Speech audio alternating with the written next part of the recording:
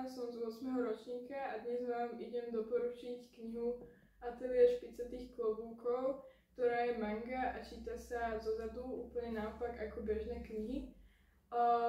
Mangy pochádzajú z Japonska a táto kniha je o dievčine Koko, ktorá je normálny človek ako my a zrazu stretne alebo má knihu a tá kniha spraví ako keby zázračné kúzlo, ktoré vlastne jej dá magickú silu a tu sa postupne začína učiť ovládať.